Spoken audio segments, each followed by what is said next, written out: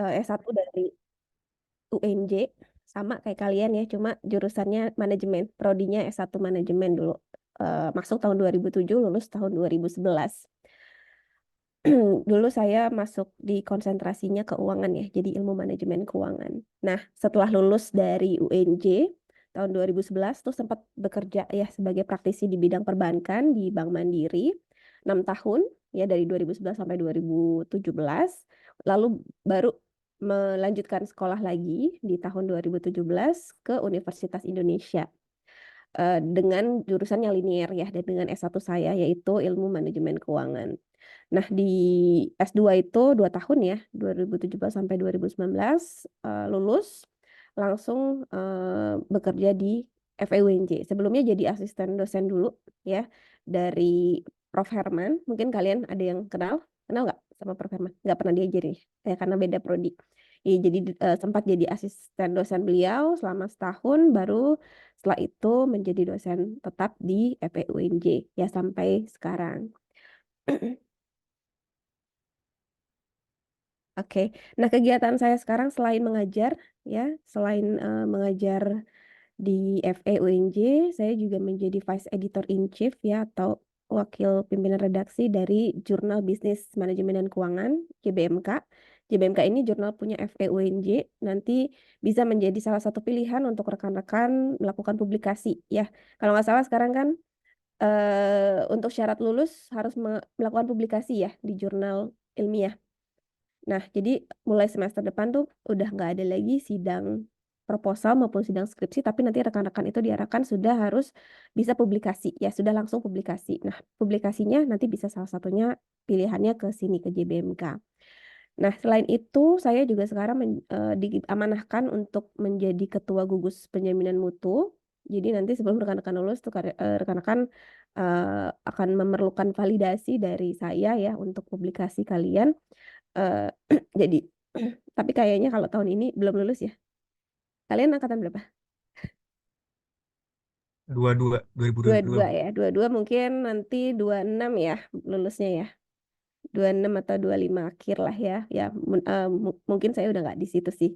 Insya Allah gitu ya. Jadi sekedar tahu aja ya. Nanti kalian untuk apa namanya memenuhi kelulusan itu perlu validasi publikasi dari Ketua Gugus Penjaminan Mutu. Jadi nanti kalian perlu kenal ya Ketua GPJM ketika kalian nanti sudah akan lulus gitu. Oke, nah selain dosen itu selain mengajar juga punya kewajiban untuk penelitian dan juga pengabdian masyarakat ya. Nah, berikut ini beberapa publikasi yang pernah saya lakukan ya, baik dari penelitian, ini dari penelitian selama 5 tahun terakhir, dan ada juga ini dari community outreach ya atau pengabdian masyarakat. Ya, saya rasa kurang lebih itu ya tentang saya. Sebelum kita gantian kenalan, ada yang mau ditanyakan? Cukup ya? Oke, sudah cukup informasinya di situ aja. Nah, sekarang saya mau kenalan juga ya sama kalian. Jadi nanti kita lakukan perkenalan satu persatu, atau saya panggil sekalian ya. Jadi saya panggil namanya sekalian absen. Nanti kalian perkenalkan diri kalian, sebutkan nama, terus tinggal di mana, gitu ya. Sama apa ya? Satu lagi mungkin hobinya apa, ya biar cair suasananya ya. Oke? Boleh on cam nggak semua nih? Biar saya tahu dulu muka-mukanya nih. Kan pertemuan pertama ya, belum kenal sama sekali. Oke, wait a minute. Kalian absen, saya panggil nanti. Bentar, teman-teman. Gimana sih ini? Bentar ya, biar kelihatan sama bisa kelihatan layarnya.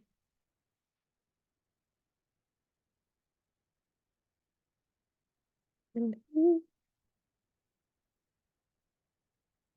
Oke, ini kelasnya yang ada Muhammad Yoga Pratama ya? Betul? Oh iya betul Bu. Oke. Yuk kita mulai dari Muhammad Yoga Pratama dulu. Silakan.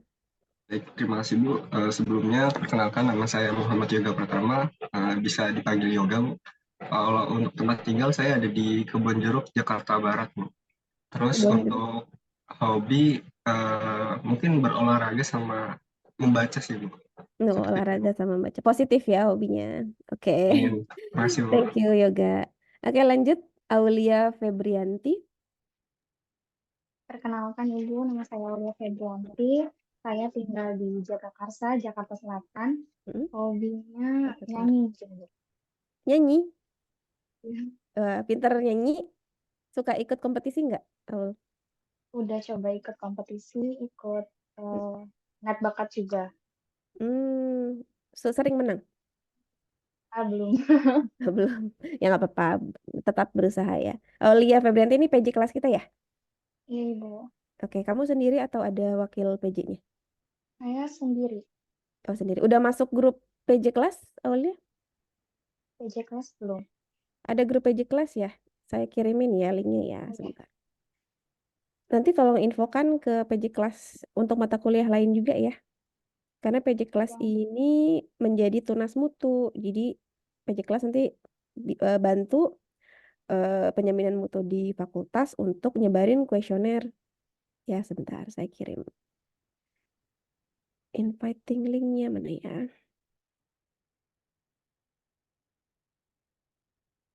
Oke, tolong di-share ke teman sekelas yang jadi PJ kelas ya. Pasti kan mata kuliahnya banyak. baik Ibu. Oke. Oke, bentar ya. Nanti jam 11.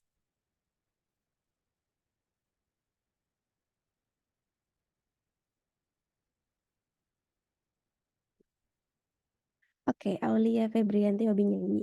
Lanjut Nazwa Oktaviani Muhammad. Ada Nazwa? Tidak, belum hadir ya? Oke, Muhammad Zaki Arif. Oke, baik Bu. Terima kasih atas kesempatannya. Hmm, Perkenalkan, nama saya Muhammad Zaki Arif. Tempat tinggal saya di Sayuringin Jaya, Bekasi Selatan.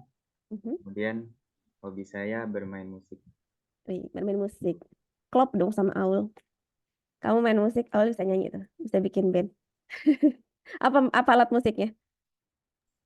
Biasanya gitar sih Bu. Oh, gitar. Oke, panggilnya Arif ya? Panggilnya Zaki. boleh Bu, Zaki. Oh, Biasa. boleh Zaki, boleh Arif. Oke.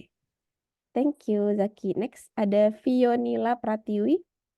Baik, perkenalkan nama saya Fionila Pratiwi. Untuk tempat tinggal saya ngekos di dekat UNJ, Bu.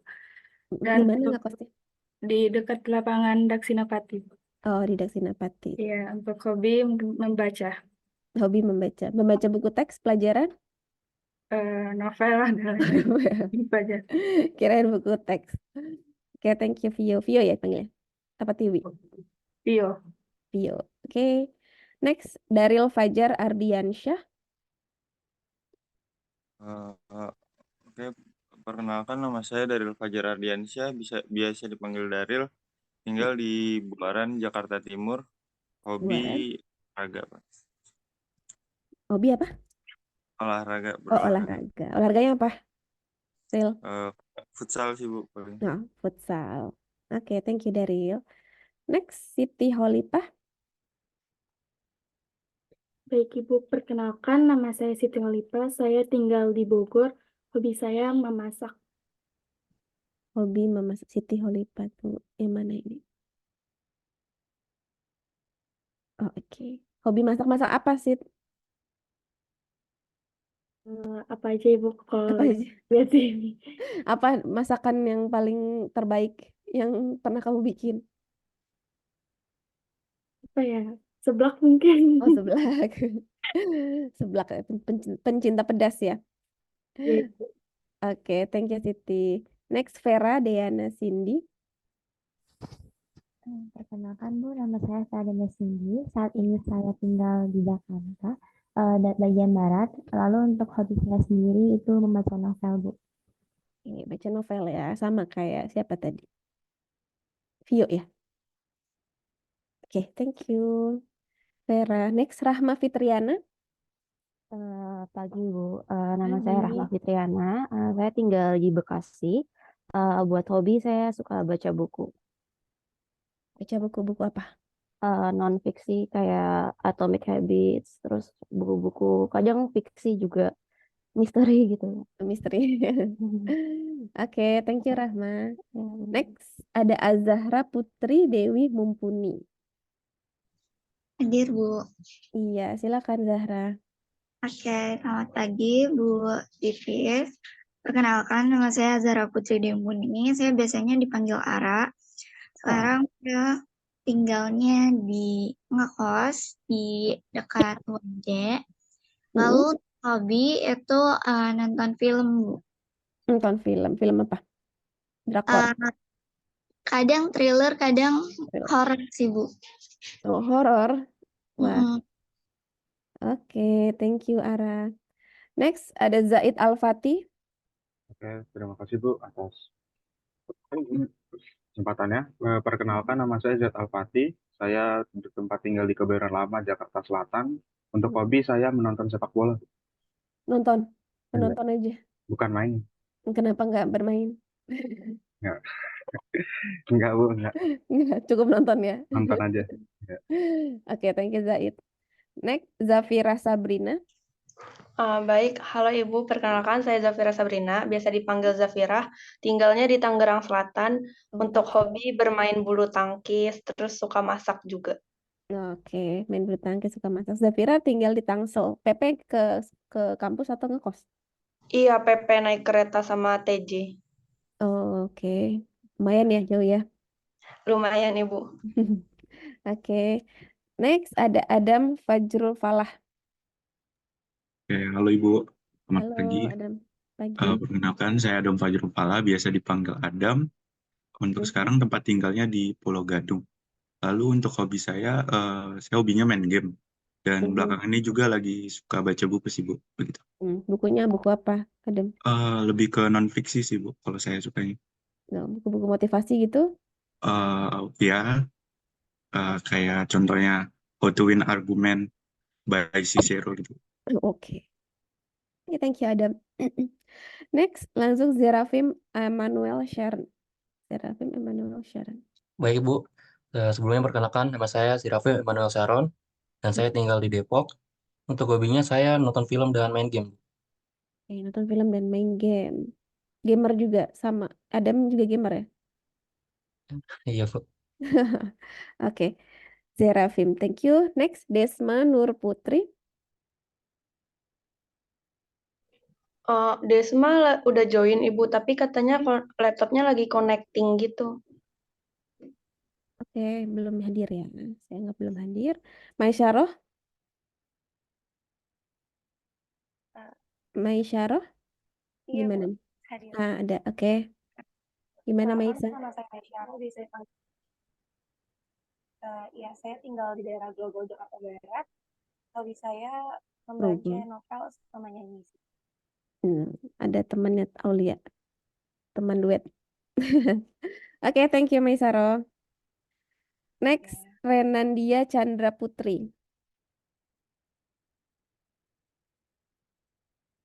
Mohon maaf, mic sedang tidak berfungsi, katanya Renandia.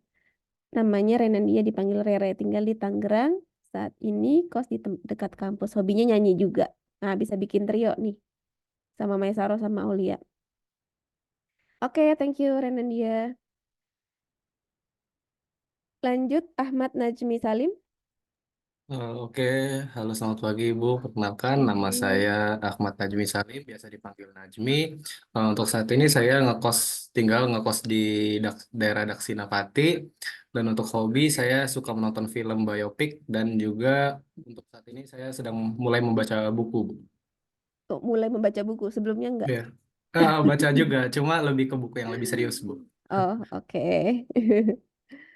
Oke, next ada Raffi Arkananta Putra Indi. Raffi ada?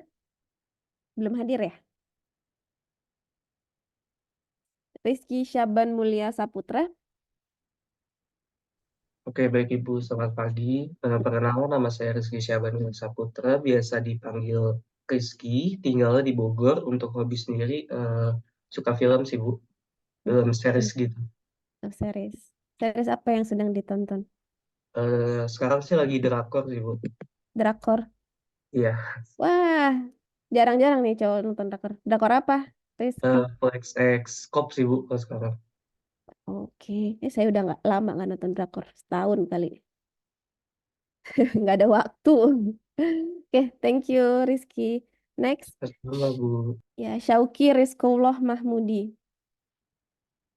Baik Ibu, perkenalkan nama saya Sauki Rizkullah Mahmudi, biasa dipanggil Sauki. Mm-mm. Tinggal saya di Duren Sawit, Jakarta Timur. Mm-mm. Jalan-jalan keluar sama nonton film sih Bu. Jalan-jalan keluar kemana keluarnya? Keluar negeri, keluar kota, keluar. Ya, jalan-jalan keluar kota ke Bogor, terus muter-muter Jakarta aja sih Bu. Oke. Cita-cita jadi traveler. Enggak Ya, gitu. oh. Oke, thank you Sauki. Next, Muhammad Badar Fadlillah.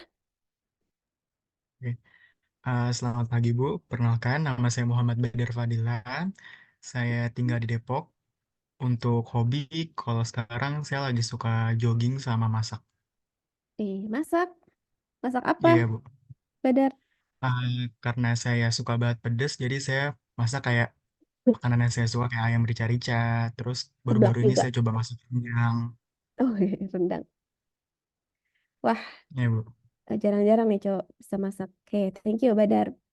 Next, Mulia Warahma. Baik, selamat pagi Bu Titis. Perkenalkan, nama saya Mulia Warahma, tinggal di daerah Tangerang Selatan. Untuk hobi saat ini olahraga bulu tangkis sama nonton drama, Bu. Oke, nonton drama. Bulu tangkis rumahnya jauh juga ya, Tangsel juga. Sama, naik kereta juga sama TJ. Iya, Bu, sama. Oke. Next, Tegar Hanafi. Oke, Bu, baik. Kenalkan nama saya Tegar Hanafi, saya tinggal di Jatiwaringin Pondok Gede. Hobi saya itu ngedit video sama main game. Edit video, main game. Good. Thank you Tegar. Next, terakhir Imelda Bella Clarissa. Halo Ibu, Halo. selamat pagi.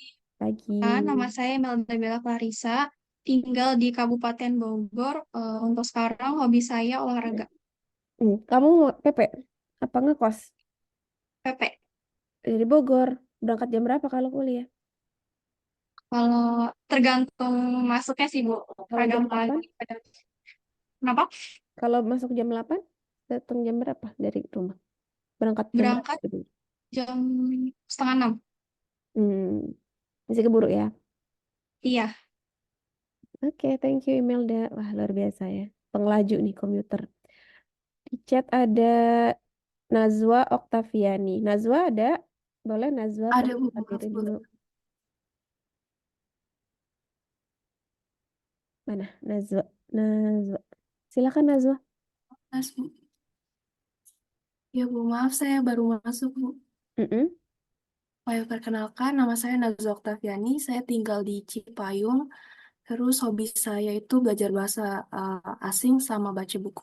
Wah, bahasa asing apa Nazwa? Rusia sama Arab sih. Wih, Ruski dan Arabik. Susah itu. Udah bisa? Udah lancar? Belum sih Bu, baru belajar dasarnya aja. Oke, thank you Nazwa. Ya, Bu. Next, ya ada Desma. Desma, udah bisa bergabung Hadir, belum, Bu. Desma? Oke, silakan Desma perkenalkan dirinya. Perkenalkan, saya Desma. Saya tinggal di Kabupaten Bogor, Cibinong. Dan untuk hobinya, saya lagi suka nonton drama, Bu. Oke, nonton drama ya Desma. Desma Nur Putri. Oke, thank you. Raffi Arkananta memang belum hadir ya. Jadi satu yang nggak hadir hari ini. Oke. Nah, rekan-rekan sebelum kita masuk materi, saya akan menjelaskan tentang kontrak perkuliahan kita terlebih dahulu ya. Sebentar. Saya buka dulu RPS-nya. Manajemen operasi.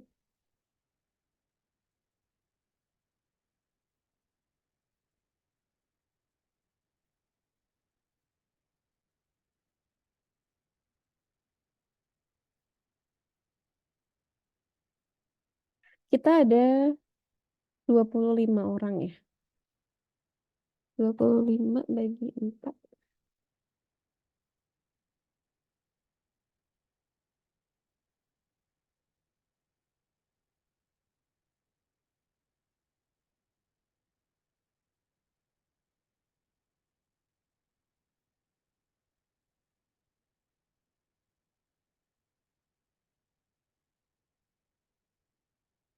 Satu, dua, tiga, empat, lima, 13.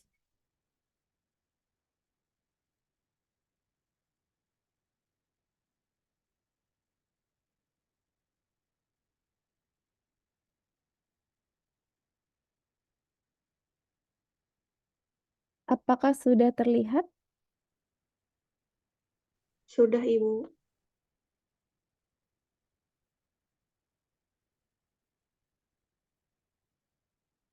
Kenapa nggak bisa di-maximize?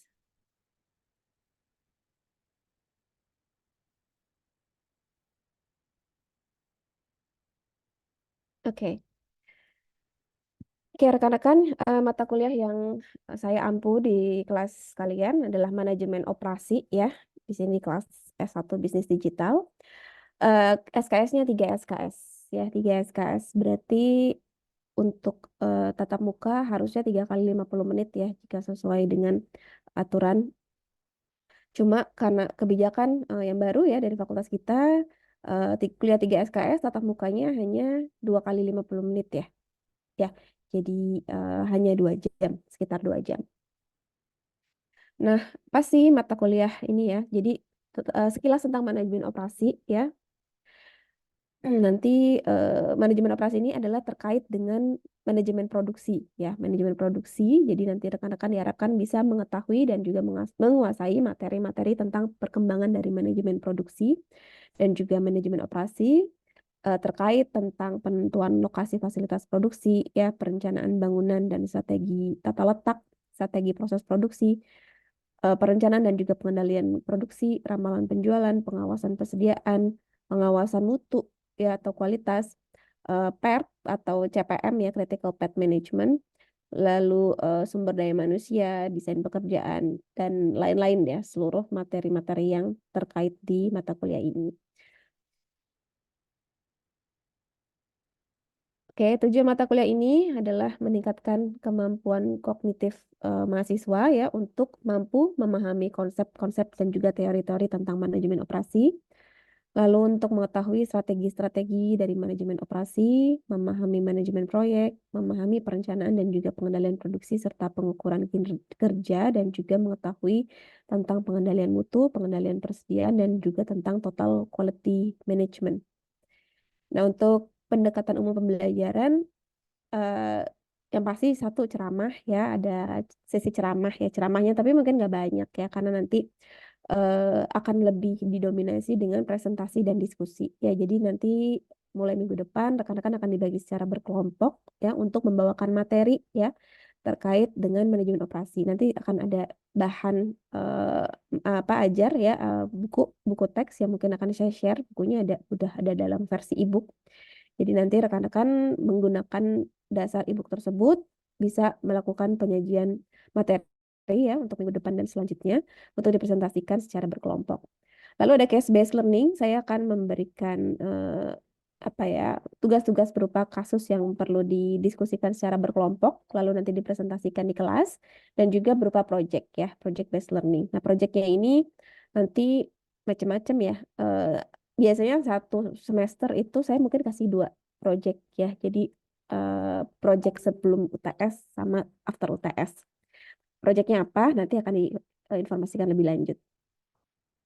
Nah, untuk media pembelajaran, saya biasanya pakai Microsoft Teams. Cuma sedang ada kendala ya, saya nggak bisa login entah kenapa. Jadi saya mau beralih ke LMS UNJ. Kalian udah pernah pakai LMS UNJ? Sering Bu, semester kemarin juga. Oke, sering ya. Nah saya juga masih perlu belajar ya pakai LMS UNJ karena biasanya pakai Microsoft Teams. Itu kalau LMS UNJ untuk menginvite mahasiswa ke kelas bisa pakai link atau harus di add satu persatu ya? Bisa menggunakan link sama biasanya dikasih kode juga sih Bu. Dikasih kode ya. Oke, nanti ya memang saya perlu juga mempelajari dulu ya menggunakan LMS. Nanti kita pakai LMS, jadi nanti penugasan materi akan di-share-nya melalui LMS ya. Silakan nanti ditunggu dulu ya sampai saya bisa pakai LMS UNJ. Karena biasanya saya pakai Microsoft Teams, cuma autentikator saya tuh nggak bisa terus. Jadi saya harus ke Uptik, cuma belum sempat ke sana.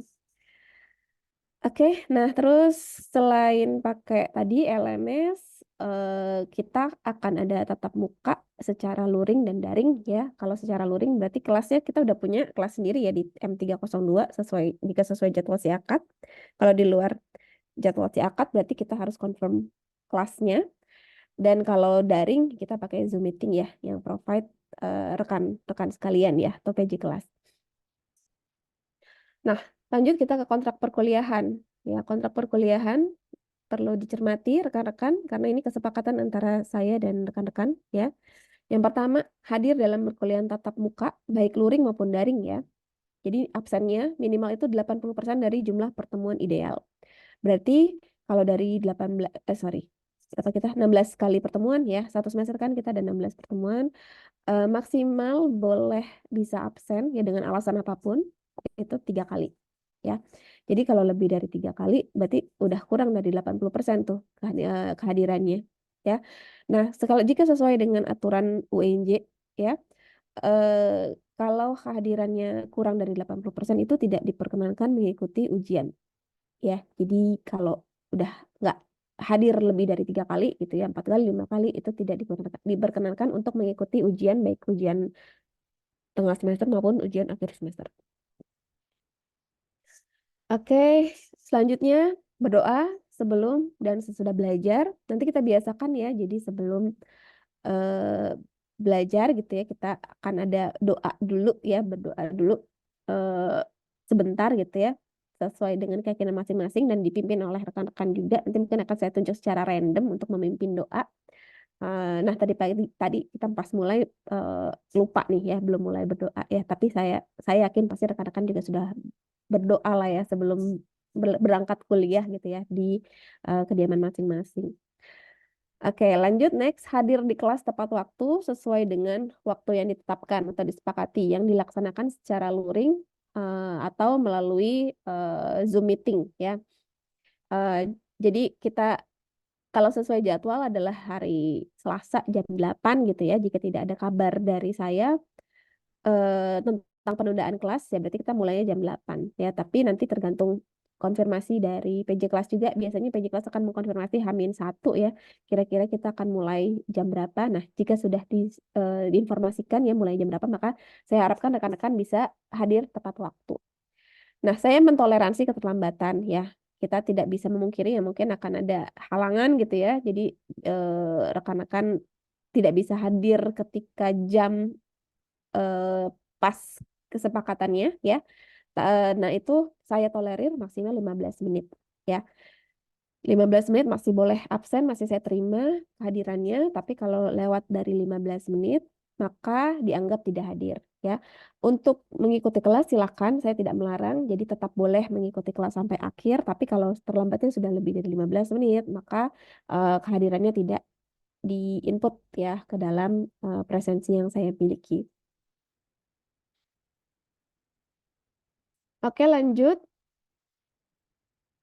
Setiap mahasiswa harus aktif dan partisipatif dalam perkuliahan ya. Ya karena kita ini sekarang student centered learning ya. Jadi pembelajaran itu fokusnya ke mahasiswa. Nah, mahasiswa ini harus aktif dan partisipatif. Apalagi nanti kita metodenya mulai minggu depan presentasi dan diskusi ya. Jadi saya harapkan rekan-rekan itu setiap kelompok ya ketika presentasi semuanya aktif, semuanya punya part untuk menjelaskan, punya part untuk berkontribusi gitu ya di dalam presentasi kelompok. Begitupun dengan audiensnya. Ya, audiensnya juga memiliki kewajiban ya untuk aktif ya dalam diskusi baik dalam bertanya gitu ya, atau memberikan pendapatnya, atau memberikan sanggahan pada argumen-argumen yang disampaikan oleh kelompok penyaji ya. Jadi nanti akan saya apa namanya saya bagi gitu ya, kelompok yang penyaji dan kelompok discussion. Jadi kelompok discussion itu wajib bertanya ya, dan di luar kelompok discussion itu juga boleh bertanya dalam apa namanya dalam diskusi. Nah, next, membaca materi terlebih dahulu sebelum mengikuti tatap muka di kelas sesuai dengan jadwal kuliah.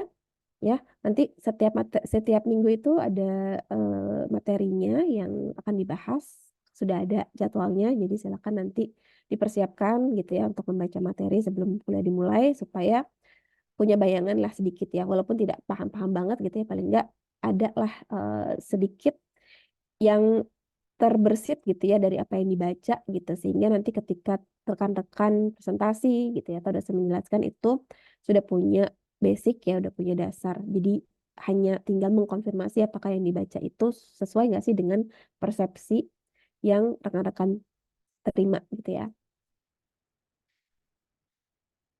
Nah, lanjut mengerjakan tugas-tugas yang ditentukan oleh dosen ya.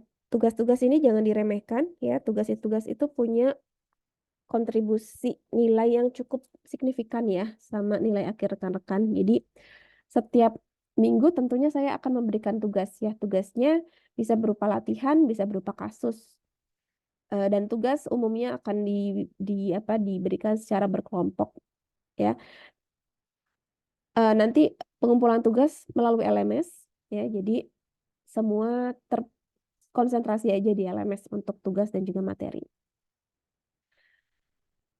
Oh ya, untuk tugas ini biasanya kan akan ada deadline ya. Tugas itu akan diberikan deadline biasanya minimal 1 hari sebelum pertemuan berikutnya ya. Nah, usahakan pengumpulan tugas sesuai dengan deadline ya, sebelum deadline yang ditentukan. Karena keterlambatan pengumpulan tugas itu juga akan mempengaruhi penilaian ya. Jadi kalau misalnya terlambat walaupun 5 menit gitu ya, itu akan mempengaruhi penilaian saya. Jadi saya berhak untuk mengurangi porsi nilai kalian. Misalnya nilai kalian harusnya bagus nih 100 ya, tapi karena terlambat ya, saya berhak mengkorting gitu ya, mendiskon nilai kalian misalnya menjadi 80 atau 70 ya, karena adanya keterlambatan. Oke, lanjut.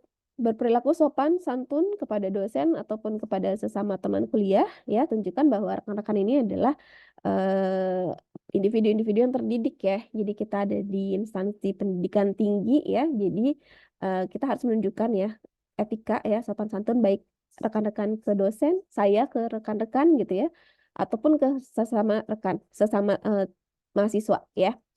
Jadi semua ada etikanya ya. Dalam menyampaikan pendapat juga sampaikanlah pendapat dengan cara yang baik ya. Di kelas juga ketika dosen menyampaikan materi, rekan-rekan menyimak. Sebaliknya jika rekan-rekan presentasi ya, teman-teman yang lain juga menyimak gitu ya. Kita saling respect ya satu sama lain. Next, plagiasi ya. Tidak boleh ada plagiat, kecurangan dan bentuk-bentuk pelanggaran norma lainnya. Nah, ini terkait dengan biasanya bikin paper ya. Kalau ada tugas dalam bentuk paper, dalam bentuk makalah, hindari ya namanya plagiasi ya. Kalian boleh saja mengambil materi gitu ya dari referensi-referensi yang sudah ada ya, tapi jangan mentah-mentah di copy paste ya. Nah, sebelum dipindahkan gitu ya, kalian lebih baik parafrase dulu ya, kalimatnya diparafrase lagi supaya tidak terindikasi plagiasi ya. Nah, plagiasi itu dari salah satu ini ya, tindak ya kriminal ya di dunia pendidikan, karena kalau ada plagiasi, waduh, itu udah nggak ada ampun ya, udah nggak ada ampun, bisa nilai akhir kalian di mata kuliah tuh langsung E ya. Dosen itu berhak memberikan langsung E ya, fail, jika terindikasi tugas yang rekan-rekan kumpulkan itu ada plagiat ya. Oke, lanjut. Tidak boleh menyontek ya, menyontek ketika UTS dan UAS berlangsung. Nah, tapi mungkin apa namanya di mata kuliah ini UTS UASnya saya akan bikin dalam bentuk project ya. Jadi ya nggak bisa nyontek juga gitu ya. Karena nanti project itu akan dikerjakan sesuai dengan kreativitas masing-masing kelompok ya. Jadi ya harusnya sih contek-mencontek ketika ujiannya sudah tidak terjadi ya ketika tugas yang diberikan dalam bentuk project.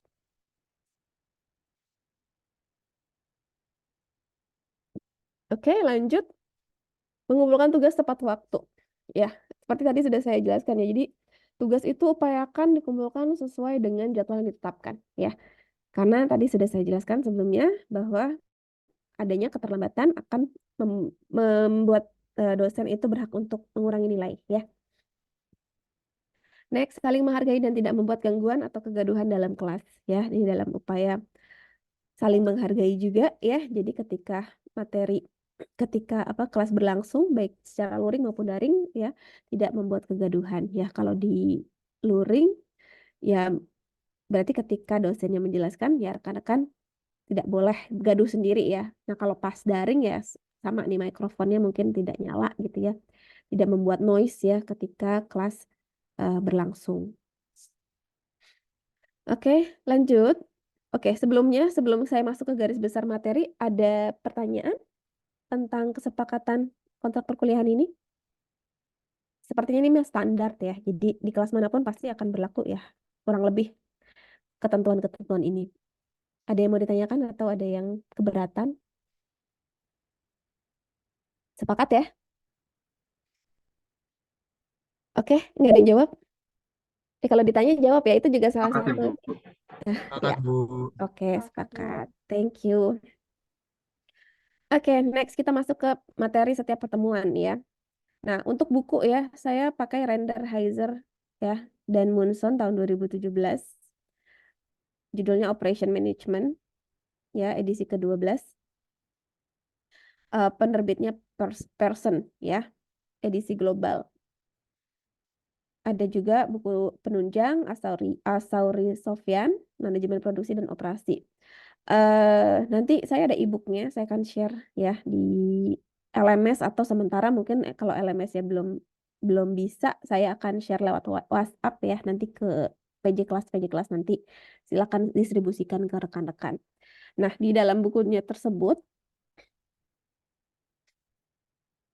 ya nanti rekan-rekan bisa cek ya nanti pokok-pokok bahasan yang dibahas setiap minggunya ya untuk minggu ini tentang pengertian manajemen operasi, lalu nanti minggu kedua metode penentuan lokasi, lalu minggu ketiga strategi manajemen operasi, keempat manajemen proyek, kelima desain tata letak, keenam desain operasi produksi, ketujuh perencanaan dan pengendalian produksi. Terus next peramalan produksi, pengukuran kerja dan waktu standar, pengendalian mutu, pengendalian persediaan, total quality management, sistem just in time, dan manajemen rantai pasokan. Oke, aduh. Nah, rekan-rekan sebelumnya saya informasikan ya, kita akan ada beberapa kemungkinan ya di semester ini. Saya sedang mendaftarkan kelas ini untuk mengikuti kegiatan praktisi mengajar. Jadi nanti ada praktisi dari luar gitu ya, dari perusahaan yang akan mengisi kelas kalian. Cuma saya masih menunggu approval dari Dikbud gitu. Jadi belum tahu nih akan disetujui atau enggak ya. Nah, untuk apa namanya? Untuk plan B kita ya. Jadi kita anggap aja itu belum setujui. Jadi nanti dari pertemuan 1 sampai 8 ya. Maka apa namanya? Kelas itu akan diisi dengan presentasi kelompok ya. Jadi pertemuan 1 sampai 8 sampai UAS ya. Sampai 7 lah ya. Kan 8-nya UAS.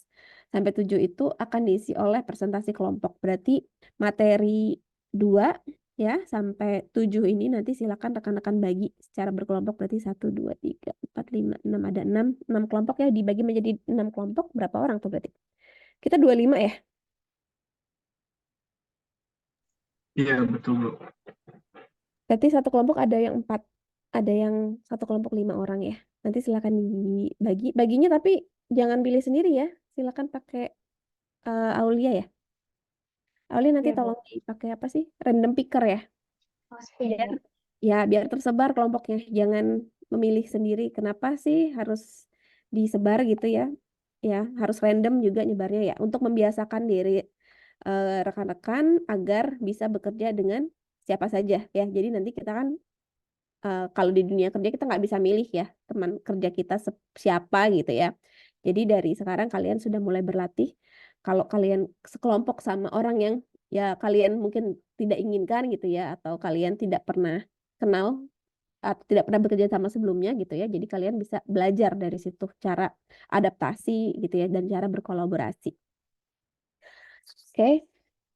Nah, jadi gitu ya rencana saya. Jadi nanti kalian siapkan kelompok 6 kelompok ya untuk melakukan presentasi dan diskusi di minggu-minggu sebelum UTS. Nanti setelah UTS kita akan pikirkan lagi dan kita lihat perkembangan ya. Karena eh, apa namanya fakultas kita tuh menerima 35 dosen baru ya. Dan rencananya setelah UTS mereka akan ditandemkan dengan dosen yang sudah ada gitu. Jadi kemungkinan nanti setelah UTS yang mengajar bisa saya lagi, bisa juga nanti dosen CPNS yang baru gitu ya. Nanti kita lihat perkembangan. Tapi so far kita akan set dulu sampai UTS ya.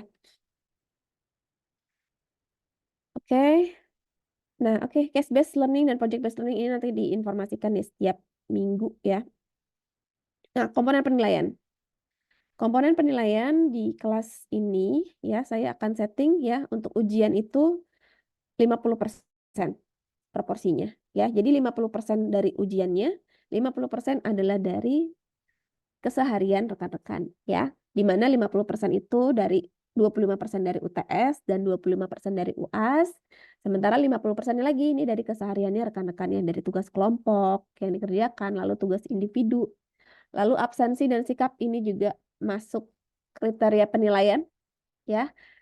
Dan keaktifannya sebagai bonus. Jadi di luar yang 100% itu ya kalau nilainya kurang-kurang dikit untuk ke A gitu ya masih bisa dapat tambahan nilai dari keaktifan ya 5%. Nah, ini kriteria penilaiannya ya. Untuk lulus dalam mata kuliah ini adalah minimal C ya, C. Tapi ya jangan C lah ya. Upayakan dapatnya A ya atau A minus lah minimal. Ya, nah C itu komponen penilaian totalnya adalah 56 sampai dengan 60 ya untuk minimal lulus nih ya. Dan bobotnya 2 kalau untuk IPK ya. Bobotnya tuh cuma 2 ya. Ya, saya sih berharap tidak ada yang C ya. Nanti mudah-mudahan dapatnya A sama A minus semua di kelas saya. Oke, ada pertanyaan sampai di sini? Itu tadi kontrak perkuliahan kita.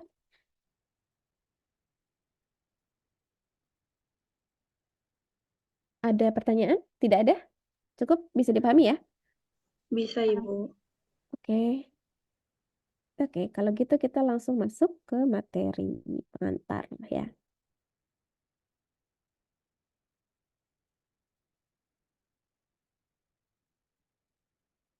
Bentar ya.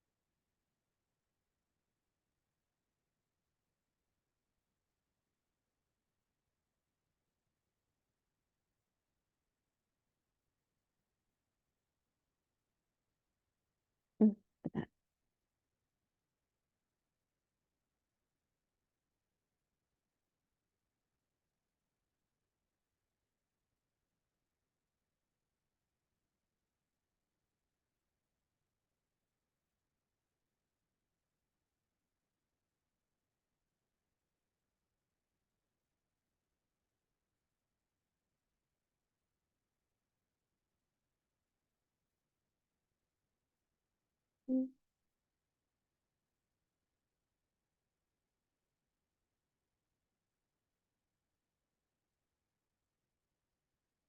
Oke.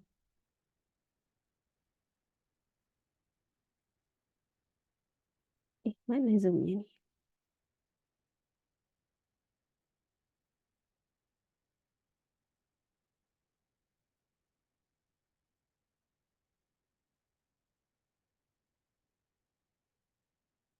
Share screen.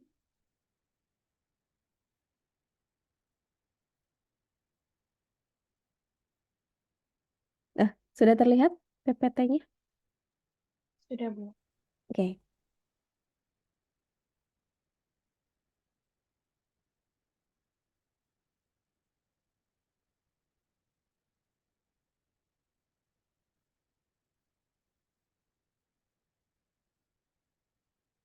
Ya, manajemen operasi ya. Materi kita adalah pertama tentang operasi dan produktivitas ya. Jadi yang namanya manajemen operasi itu tidak terlepas dari yang namanya produksi ya.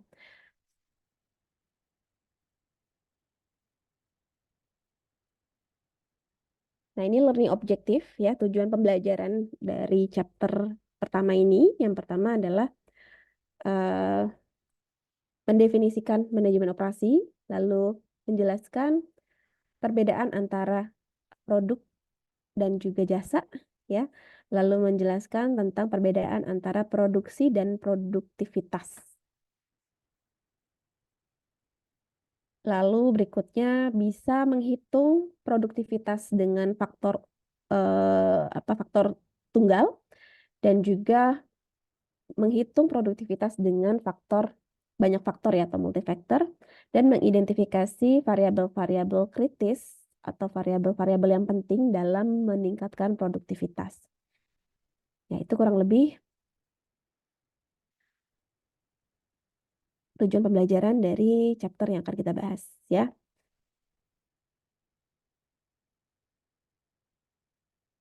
Nah, ini ada sedikit apa ya namanya gambaran tentang apa sih manajemen operasi itu ya. Contohnya adalah Hard Rock Cafe. Tahu ya Hard Rock Cafe, Cafe Hard Rock. Apa sih, ada yang pernah ke Hard Rock Cafe? Saya sih belum pernah. Ada yang sudah pernah? Ya, Hard Rock Cafe itu franchise cafe ya, cafe yang dibuka tahun 1971 ya di Amerika. Now ini tahun berapa nih ya? Nggak sekarang, kayak sekarang lebih dari ini ya. 121 restoran nih tahun 2017. Ya, di tahun 2017 sudah punya 121 restoran di 40 negara.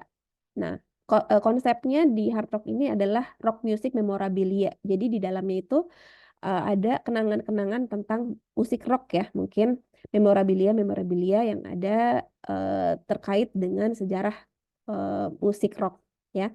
Nah, dia itu creates value, menciptakan nilai di Hard Rock Cafe tersebut dalam bentuk ya makanan-makanan yang baik gitu, makanan-makanan yang enak gitu ya, dan juga entertainment ya.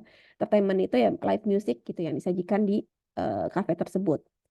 Nah, dari 121 restoran itu ya, dan dari 40 negara, mereka itu menyediakan kurang lebih dari 3.500 makanan ya, makanan yang di custom ya setiap harinya ya. Nah, manajemen operasi ini ya, fokusnya adalah tuh bagaimana ya mereka itu bisa menyajikan produk segitu banyaknya gitu ya di resto yang mereka kelola gitu ya. Lalu mengidentifikasi dari setiap produk ya, dari setiap makanan yang mereka sajikan itu berapa berapa banyak bahan baku yang diperlukan gitu ya, berapa berapa sumber daya yang diperlukan untuk memproduksinya gitu ya, dan berapa lama mereka harus membuat satu produk ya untuk bisa disajikan ke customer ya. Ya, pokoknya intinya adalah bagaimana cara mentransformasi ya input ya menjadi output ya. Itu adalah peran dari manajer operasi.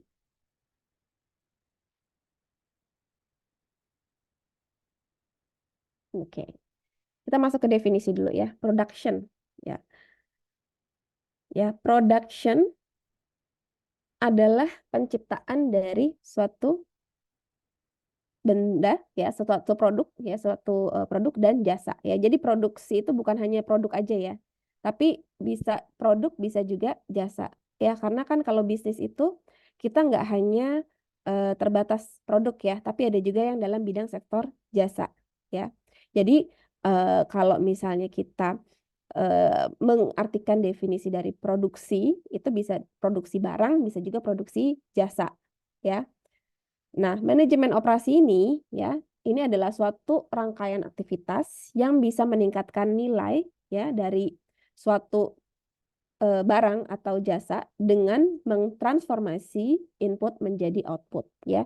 Jadi ada proses ya mengubah input menjadi output yang memberikan pertambahan nilai ya, yang meningkatkan nilai dari si input itu sendiri ya. Nah, kuncinya apa? Ya proses yang meningkatkan nilai ya. Nah, itu adalah apa namanya bagian terpenting dari operasional perusahaan ya.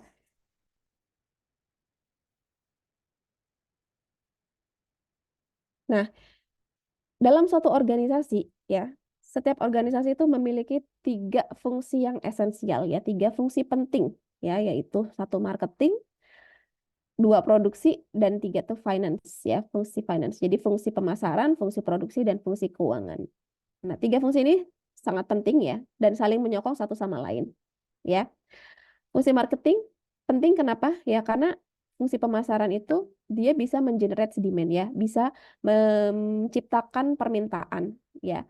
Sekarang kita memproduksi barang, tapi nggak ada permintaan ya, susah kan nanti bagaimana cara membuat barang itu laku ya, barang itu bisa memberikan pemasukan ke perusahaan ya. Jadi fungsi pemasaran ini sangat penting ya untuk menciptakan permintaan dari produk yang produksi sama perusahaan. Nah, yang kedua, fungsi produksi. Ya, fungsi produksi ini juga tidak kalah penting ya.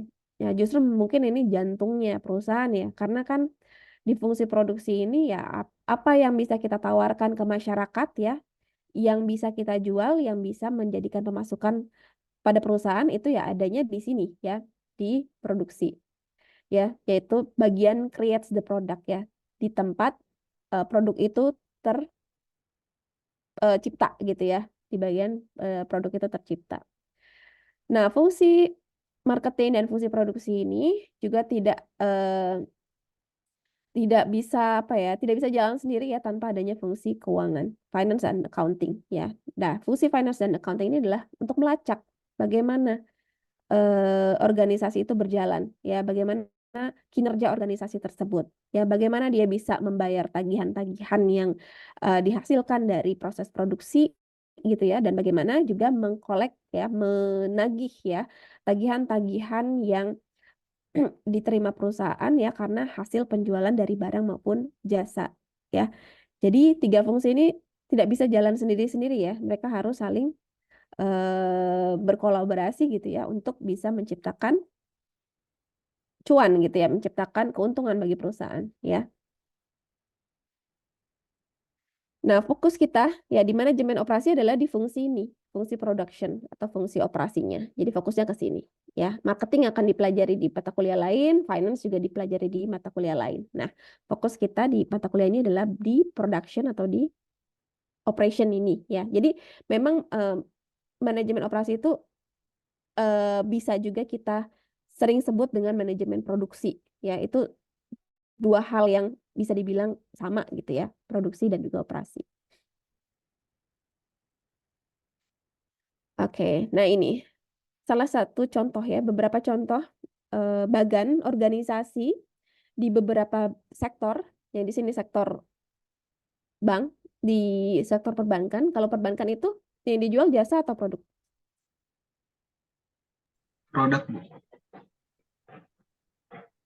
Produk apa jasa? Produknya apa? Produknya pelayanan untuk menampung uang dari masyarakat, terus kemudian peminjaman uang dan lain sebagainya, Bu.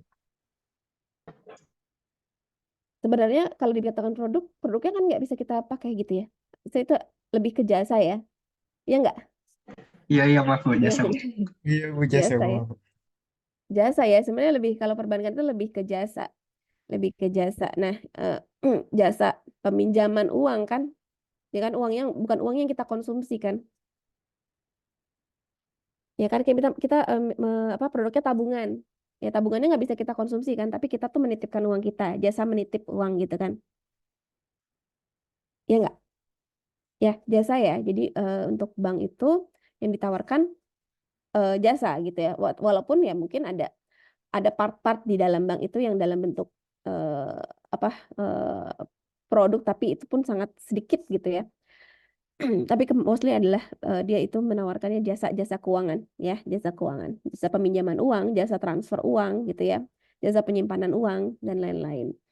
Nah, kalau kita bisa lihat di sini ya, di mana sih bagian operation atau bagian transformasi input menjadi outputnya di bank gitu ya. Nah, kita bisa lihat di sini dia sudah membagi ya, operation, finance, and marketing ya.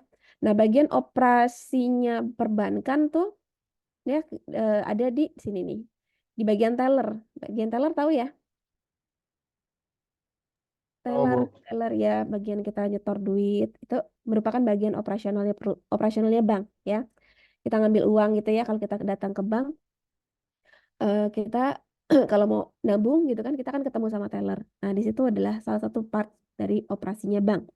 Lalu scheduling ya, scheduling ini penjadwalan ya, ini penjadwalan uang ya, maksudnya penjadwalan uang. Jadi uang di bank itu sudah apa ya, kayak sudah ada dijadwalkan gitu ya, harus apa namanya ada berapa banyak gitu ya yang ada, yang tersedia di perbankan, yang ada tersedia di cabang gitu, misalnya di cabang satu bank, misalnya Bank Mandiri cabang UNJ gitu ya. Nah, dia tuh sudah menjadwalkan perputaran uangnya. Hari ini tuh tidak boleh melebihi misalnya saldo 500 juta di dalam cabang itu ya. Jadi kalau ada kelebihan dananya itu dia akan segera mendistribusikan lagi ke cabang yang lain ya, cabang utamanya. Kalau dia kekurangan dana, nah dia itu akan nanti bukan meminjam, siapa yang akan mencari kekurangan dana dari cabang yang lain ya, seperti itu. Lalu cek clearing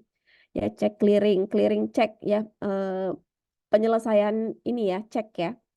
Cek, lalu collection, penagihan, lalu transaction processing, yaitu kayak transfer uang gitu ya, menabung, penarikan, lalu facilities design atau layout yang ada di bank itu kan, kalau kalian lihat ya, misalnya kalian nasabahnya Bank Mandiri gitu ya, kalau kalian lihat layoutnya di satu cabang dengan cabang yang lain, itu cenderung mirip ya, akan dibuat itu cenderung mirip ya, cenderung sama, dibuat terstandar ya. Terstandar untuk apa ya? Untuk kemudahan pelayanan dan juga untuk memberikan apa ya namanya suasana kerja yang sama ya bagi pegawainya. Karena eh, pegawai bank itu turnovernya tinggi gitu, dan dan apa? Mereka itu punya standar pelayanan ya yang harus sama gitu ya antara satu cabang dengan cabang yang lain. Jadi tata letak dokumen-dokumennya gitu ya di bagian customer service terutama ya, itu tuh harus sama persis antara satu cabang dengan cabang lainnya ya. Lalu ada fault operation, maintenance, security. Nah, ini termasuk di apa operasinya perbankan. Nah, kalau di fungsi finance di perbankan itu ada investasi ya, security. Security itu maksudnya security surat berharga ya, surat berharga, lalu real estate. Ya, real estate itu maksudnya investasi dalam bentuk properti ya. Lalu pada fungsi accounting, fungsi auditing, yaitu masuknya di fungsi keuangan, dan fungsi pemasaran dari bank itu ya marketing tuh kayak marketing kredit ya. Marketing kredit yang suka nawar-nawarin kredit ya, kartu kredit, lalu kredit KPR, kredit serbaguna ya, dan lain-lain ya. Nah, selain itu juga ada di bagian marketing ini trust department ya, atau wali amanat. Ya, wali amanat itu adalah di mana bank itu sebagai pihak yang apa mengelola dana ya, menyimpan dana, bukan mengelola sih, menyimpan dana titipan ya untuk investasi di dalam bentuk reksadana dan lain-lainnya.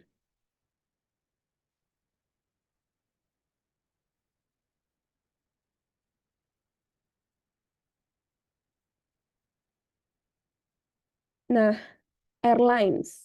Kalau airlines jasa atau produk yang di Jasa. jasa ya. Ya jasa, walaupun ya ada sedikit juga yang berupa produk ya, kayak merchandise gitu mereka kan juga jual ya. Ya tapi apa core-nya adalah jasa ya. Jasa. Nah, kalau di airline ya nih bagian operasionalnya itu nih ground support equipment ya. Bagian apa nih peralatan pendukung di bandaranya ya. Terus maintenance ya, maintenance si pesawatnya ya, teknisi pesawat, pemeliharaan dari pesawatnya. Terus ground operation ya, operasional di groundnya ya, di lapangan udaranya. Lalu facility maintenance, catering, flight operation, crew scheduling. Ini masuk ke dalam manajemen operasi juga ya. Crew scheduling itu penjadwalan kru ya, kayak penjadwalan si pramugarinya, penjadwalan pilotnya. Lalu ada flying communication, dispatching apa nih?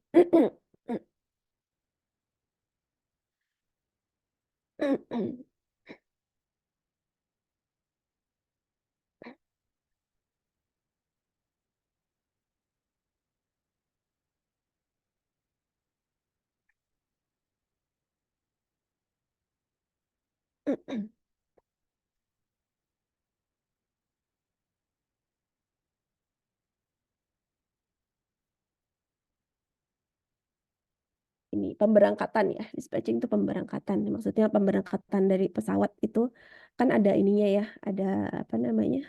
Ada yang ngasih rambu-rambu ya, mungkin di apa di ke pilot gitu ya, apakah sudah aman atau belum gitu ya untuk lepas landas ya. Lalu ada manajemen science ya, kalau tata kelola pengetahuan.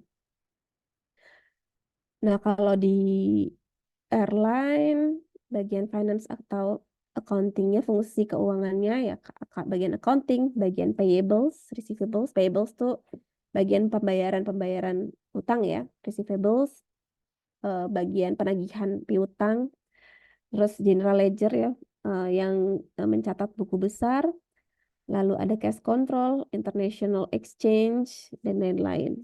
Di marketing, ada traffic administration, lalu reservation schedule, ya, tarif, pricing, itu di bagian marketing, sales ya, penjualan dan juga periklanan itu di bagian marketing.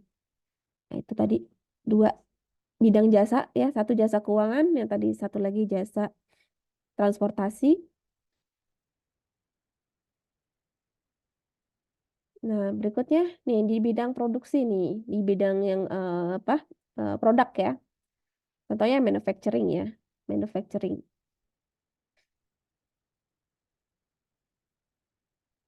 Ya, di bidang manufacturing.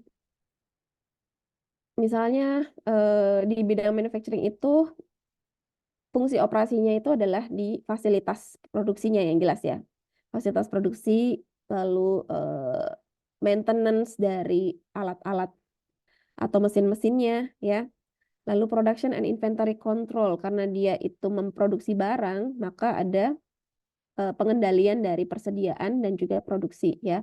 Lalu schedulingnya di sini kalau di manufacturing itu tentang penjadwalan produksi ya. Penjadwalan produksi. Lalu materials control itu pengendalian dari materialnya ya, dijaga kualitasnya ya. Quality assurance and control. Lalu tentang rantai pasokan ya, manajemen rantai pasokannya, jadi suppliernya siapa, lalu nanti akan didistribusikan kemana ya, itu membentuk suatu jaringan untuk manufacturing. Lalu ada tooling, fabrication, assembly ya, perakitan ya, fabrikasi ya, dan juga tooling. Lalu desain produk development, desain itu bagaimana mendesain produknya ya, mengembangkan produk dan juga menspesifikasikan produk sedetail mungkin. Lalu ada industrial engineering, ya, itu juga di bagian operasi. Bagaimana secara efisien ya menggunakan mesin, lalu mengoptimalkan ruang ya dan juga personel produksinya. Lalu analisis proses ya, development and installation of production tools and equipment ya. Nah, itu lebih kalau di apa namanya di sektor produksi ya lebih kompleks ya. Nah, untuk finance-nya di bagian finance, fungsi finance di perusahaan manufacturing ya terkait dengan kurang lebih sama sih ya tentang apa namanya pendanaan gitu ya. Terus ini apa investasi ya dan juga transaksi sehari-hari ya. Disbursement atau credits ini tentang transaksi sehari-hari ya, bagaimana adanya apa namanya penagihan gitu ya, terus pembayaran transaksi, pembayaran hutang gitu ya, dan juga tentang membuat laporan ya dalam bentuk buku besar gitu ya. Nah, terus bagaimana mengelola dana ya, dana perusahaan ya, funds management. Jadi dana-dana yang menganggur gitu ya, bagaimana kita kelola agar bisa tetap produktif juga ya, bisa kita taruh di money market ya, atau bisa juga ditaruh di falas gitu ya. Nah, international exchange ini berarti terkait kalau misalnya ada pembayaran-pembayaran yang butuh valuta asing ya. Jadi atau misalnya memiliki supplier di luar negeri gitu ya. Itu bisa apa namanya dikelola gitu ya. Bagaimana pembayarannya dalam valuta asing agar terhindar dari fluktuasi nilai tukar. Terus capital requirements. Capital requirements itu terkait dengan bagaimana si perusahaan ini memperoleh pendanaan ya. Bisa dengan menerbitkan saham ya, bisa dengan menerbitkan obligasi atau bisa juga dengan recall. Recall itu maksudnya recall bisa membeli saham, bisa membeli kembali saham yang sudah beredar ya jika memang diperlukan perusahaan, atau bisa dengan membeli kembali obligasi yang sudah diterbitkan perusahaan ya. Oke, kalau di bidang marketing untuk manufacturing ya bisa kegiatannya itu ya sales ya, penjualan, promosi, periklanan ya, terus riset pasar ya, itu beberapa kegiatan yang bisa dilakukan di bidang marketing ya untuk perusahaan manufacturing.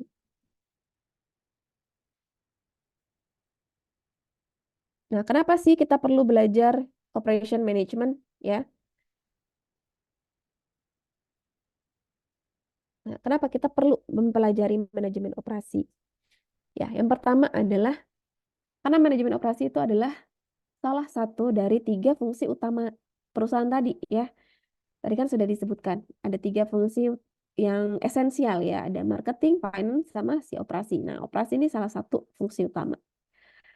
Dan rekan-rekan nih sebagai tunas-tunas bangsa gitu ya, nanti kan kita nggak ada yang tahu ya akan menjadi apa gitu ya. Nah, jika memulai suatu bisnis, nah rekan-rekan harus tahu bagaimana cara memproduksi dari suatu produk dan suatu jasa ya.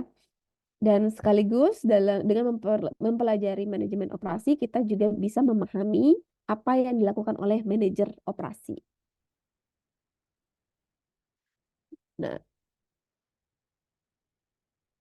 manajemen operasi ini juga merupakan suatu bagian yang termahal ya dari organisasi. Kenapa bisa begitu ya? Karena memang kontribusi dari fungsi operasi ini ya cukup signifikan untuk perusahaan. Kita bisa lihat ada contoh perhitungan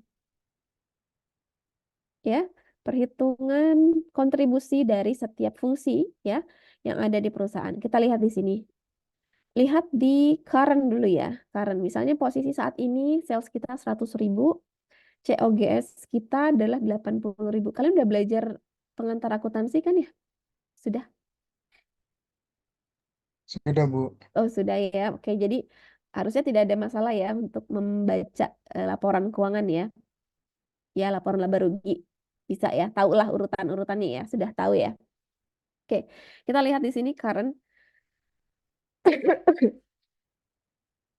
Karena di sini posisi sales $100.000. Lalu COGS-nya $80.000. Nah, dari sales dikurang COGS kita dapat margin kotor ya, atau laba kotor. Laba kotornya 20.000. Nah, dari 20.000 itu kita kurangi dengan interest expense ya. Kalau ada kita pinjam dana gitu dari luar ya, maka interest expense akan kita keluarkan, kita kurangkan setelah dapat laba kotor ya. Misalnya finance cost-nya atau untuk bayar bunga pinjaman itu adalah $6.000. Oke. Nah, sehingga kita dapat earning before tax ya, itu $14.000 ya. Nah, setelah dikurangin pajak, misalnya tarif pajaknya 25% nih, 25% dari 14.000. 3.500 ya. 14.000 dikurang 3.500, kita dapat laba bersih 10.500 ya. Ini posisi sekarang nih, misalnya posisi sekarang. Nah, kita lihat bagaimana jika ada perubahan dari sisi marketing, sisi finance, dan juga sisi manajemen operasi. Nah, skenario pertama ya, seandainya ya dari sisi marketing itu meningkatkan penjualannya paling tidak 50% saja ya. Ya, 50% saja. Jadi ada kenaikan 50% itu besar ya, 50% dari sisi marketing nih. Maka kenaikan dari sisi marketing itu akan meningkatkan di bagian sales ya. 50% dari 100.000 kan berarti menambah 50.000 ya. Nah, jika dia meningkat 50%, maka salesnya nambah 150.000 ya. Nah, di sini anggapannya adalah asumsinya COGS-nya itu 80% dari sales ya. Kalau kita lihat dari current, ini COGS-nya itu 80% dari total penjualan ya. Nah, oleh karena adanya peningkatan revenue, adanya peningkatan sales ya, berarti kan otomatis COGS harus naik ya. COGS itu akan naik juga 80% dari 150.000 ya, kita dapat 120.000. Benar nggak? Benar nggak? 80% ya. Coba. Benar ya, 120.000. Oke. Nah, sehingga gross margin-nya naik ya dari 20.000 ke 30.000 ya. Finance cost tidak berubah ya, sehingga kita dapat subtotal 24.000 ya, dipotong pajak 25%, 6.000 kali 24.000 kali 25% ya, jadi dapat 6.000. 24.000 dikurang 6.000, 18.000 ya. Jadi peningkatan sales sebanyak 50% meningkatkan laba ya, meningkatkan laba bersih dari 10.500 ke 18.000 ya. Oke, itu kalau misalnya kita fokusnya ke marketing ya, ke sisi marketing ya, meningkatnya dari 10.500 ke 18.000, 7.500. Oke, lanjut. Kalau misalnya ada penyesuaian di bidang finance ya, atau di sektor keuangannya ya. Misalkan reduce finance cost 50%. Jadi opsi kedua nih misalkan ada perubahannya di sisi finance. Jadi biaya keuangannya turun 50% ya, turun 50%. Nah, kalau finance cost turun 50%, fokusnya ke sini. Kalian fokus ke finance cost. Dari 6.000 kalau turun 50% berarti turun setengahnya ya, jadi 3.000. Oke, yang atas sama nih ya. Skenarionya sama dengan versi current.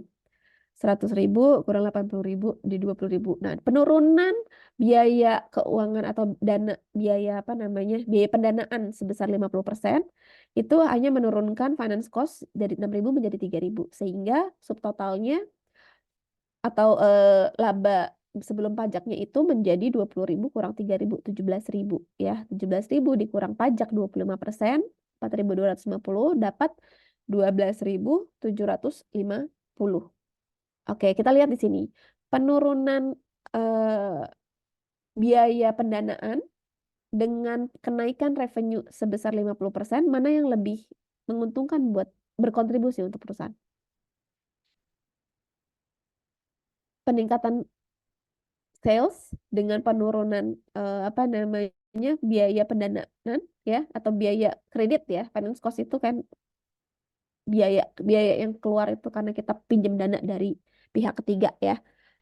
Kira-kira lebih menguntungkan atau lebih berkontribusi memberikan keuntungan yang lebih banyak mana untuk perusahaan?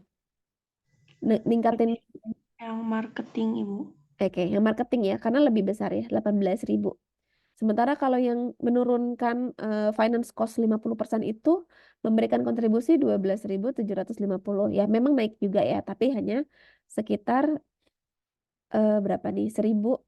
2.250 ya. Hanya sekitar 2.250. Nah, sekarang bagaimana kalau kita utak-atik di bagian produksi ya? Di bagian produksi kita utak-atik. Jadi nggak usah 50% sebanyak seperti misalnya kita upayakan di sisi marketing dan finance ya. Misalnya reduce aja gitu ya. Kurangi aja biaya produksinya 20% aja ya. 20% nih ya. Kita lihat lihat deh bedanya ya. 50% ini cuma 20%. Kita kurangin biaya produksi 20%. Yang tadinya 80.000 kita kurangin 20% ya. 20% dari 80.000 berapa? 16, Bu. 16 ya. Jadi 80.000 kurang 16. Benar? 64 ya. Betul ya? Betul ya? Jadi Ya, Bu. 100.000 ya. 100.000 dikurang 64 ya. 64.000 sama dengan 36.000 ya. Jadi laba kotornya naik tuh ya. Dari tadinya 20.000 dengan penurunan sebesar 20% saja ya dari biaya produksi itu langsung naik laba kotornya jadi 36.000. Lalu kurangin dengan finance cost-nya ya dengan biaya kredit 6.000, 36 kurang 6.000, 30.000, lalu dikurang pajak. Pajak tentu pajak sesuai pajak akan apa progresif ya sesuai dengan nilai laba sebelum pajaknya. Jadi 30.000 dikali 25% jadi 7.500. Sehingga laba bersihnya kita dapatkan 30.000 dikurang 7.500 dapat 22.500. Ya. Nggak lihat berapa selisihnya. Penurunan biaya produksi hanya 20% bisa meningkatkan laba menjadi 100% ya. Ya enggak? Ya, betul, Bu. 100% Iya, lebih. betul. 100% lebih ya. 21.000 kalau 100% lebih ya. 100 something persen lah ya. Ya, kita bisa lihat di sini betapa manajemen operasi itu memberikan dampak ya yang cukup besar ya terhadap kontribusi laba yang perusahaan ya. Jadi tidak bisa kita anggap manajemen operasi ini tidak penting gitu ya selayaknya fungsi-fungsi yang lain ya.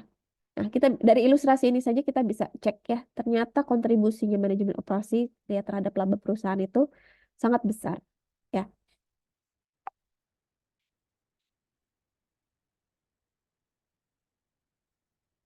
Oke, lanjut ya. What operation managers do ya? Apa sih yang dilakukan sama seorang manajer operasi? Ya, tentunya sama dengan fungsi-fungsi manajemen lainnya ya. Planning, organizing, staffing, leading, controlling ya. Atau POAK ya. Jadi fungsi manajemen ya selain menurut si A, si B gitu ya, ada ini ya. Ini POSLC, ada POAK ya dan lain-lain ya sama aja ya. Ya sama, pada dasarnya yang dilakukan sama si manajer operasi adalah ya perencanaan, pengorganisiran ya, lalu staffing, leading dan juga controlling.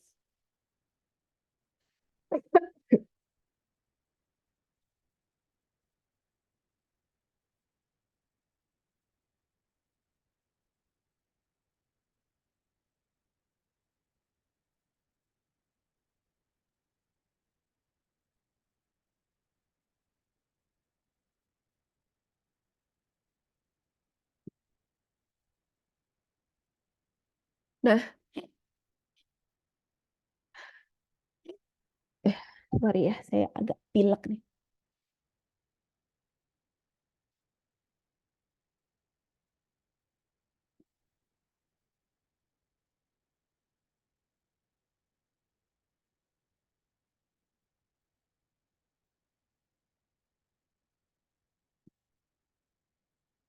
Nah, ada 10 Ya, keputusan penting ya, 10 keputusan penting yang menjadi tanggung jawab dari seorang manajer operasi ya. Nah, apa aja ya? Yang pertama ya, design of goods and services ya. Mendesain ya dari produk dan juga jasa ya. Nah, bagaimana produk dan jasa itu didesain gitu ya? Itu merupakan tanggung jawab dari seorang manajer operasi ya. Jadi kalau misalnya produksinya produksi apa? Misal produksi tas gitu ya. Bagaimana tas, bentuk tasnya gitu ya. Terus nanti dimensinya seperti apa gitu ya, bahannya dari apa gitu ya, terus pelengkap-pelengkap dari tasnya itu terbuat dari apa ya, itu merupakan bagian dari pekerjaannya si manajer operasi ya. Terus kedua, managing quality ya, mengelola kualitas. Nah, kualitasnya mau seperti apa ya? Kualitasnya mau dibikin yang premium atau yang medium ya, atau yang mau yang low quality gitu ya, karena apa namanya, menjaga harga jual agar bisa bersaing gitu ya. Nah, itu merupakan tanggung jawab dari si manajer operasi. Terus proses and capacity design ya, mendesain proses dan juga kapasitas produksi ya. Nah, itu juga merupakan keputusan penting dari si manajer operasi. Lalu strategi lokasi. Nah, strategi lokasi ini strategi lokasi pabriknya ya, atau tempat memproduksinya si barang ataupun jasa itu, mau mendekati konsumen atau mau mendekati supplier gitu ya. Nah, itu keputusan-keputusannya ada di manajer operasi. Lalu layout strategi atau strategi tata letak, di mana maksudnya adalah strategi tata letak dari proses produksinya ya. Kalau kita lihat misalnya di apa namanya, di perbankan gitu ya, yang mudah kalian lihat aja gitu ya. Yang perbankan itu kalau kita masuk disambut langsung sama security gitu kan. Habis security ada meja untuk apa namanya, isi formulir gitu kan. Setelah itu ada mesin antrian. Habis itu baru ada meja-meja customer service. Lalu baru nanti paling pojok adalah teller gitu ya. Nah, kenapa sih teller itu ditaruh paling pojok ya? Supaya menghindari resiko adanya apa namanya, hal-hal yang tidak diinginkan seperti misalnya perampokan gitu ya. Kalau ditaruhnya di dekat pintu keluar kan bikin orang kalau mengambil misalnya merampok itu cepat kabur ya. Tapi kalau ditaruh yang paling dalam, kita masih bisa mengantisipasi hal-hal seperti perampokan itu, kayak masih ada waktu misalnya untuk menelpon apa kantor polisi terdekat gitu ya, atau menyalakan alarm seperti itu. Ya, jadi strategi tata letak ini juga penting ya untuk si manajemen operasi.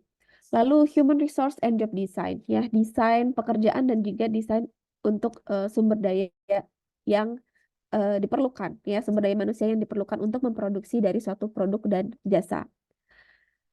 Berikutnya manajemen rantai pasokan, ini juga merupakan hal yang penting di keputusan untuk manajemen operasi. Lalu inventory management, ini juga bagian dari manajemen operasi ya, manajemen inventory atau manajemen persediaan. Jadi mengetahui ya titik optimal di berapa gitu ya persediaan itu bisa disimpan ya. Karena kalau misalnya apa namanya, inventory ini tidak dikelola dengan baik ya, itu nanti bisa adanya pembengkakan di beberapa biaya ya, kayak biaya penyimpanan ya, sama biaya transportasi ya. Jadi kita harus menyeimbangkan antara biaya penyimpanan dan juga biaya pemesanan dari bahan baku, itu juga penting ya. Jadi kita optimalkan mana yang bisa memberikan komponen biaya terkecil gitu ya dari beberapa kombinasi-kombinasi apa penyimpanan, pemesanan dan juga apa namanya, biaya transportasi dari si inventory tersebut. Lalu berikutnya scheduling ya, penjadwalan produksi ya, dan juga maintenance dari alat-alat produksi.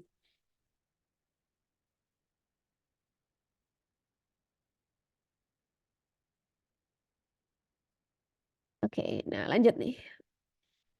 the critical decision ya, dari tadi yang sudah kita sebutkan nih, apa namanya, keputusannya ya. Nah, ada pertanyaan yang bisa membantu kita ya untuk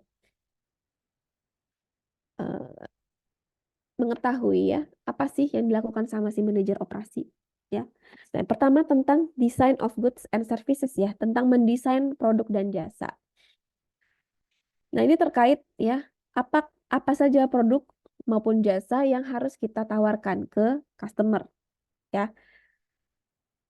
Nah, itu merupakan tanggung jawab dari manajer operasi.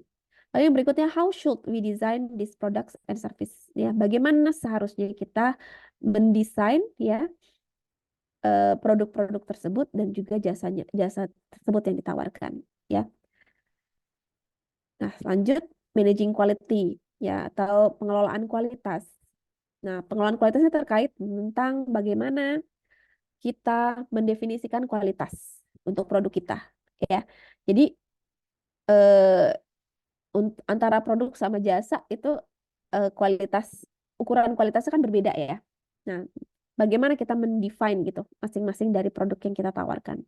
Kalau untuk produk mungkin lebih mudah ya, karena kelihatan ya, bendanya itu tangible kan, bisa kita pegang, bisa kita lihat, bisa kita sentuh. Nah, kalau untuk jasa gimana biasanya kita mendefine quality-nya? Kalau produk mudah ya, rekan-rekan misalnya untuk melihat bagaimana kualitas suatu pakaian gitu, bisa dilihat dari apanya? Kalau pakaian. Bahan terutamanya Bu. Bahan ya, Bu. Gimana? Bahan. Dari bahan ya. Bahan, ya bisa dilihat dari bahan pembuatnya ya. Bahannya itu adem atau enggak gitu ya, lembut atau enggak di kulit kayak gitu. Terus apa lagi?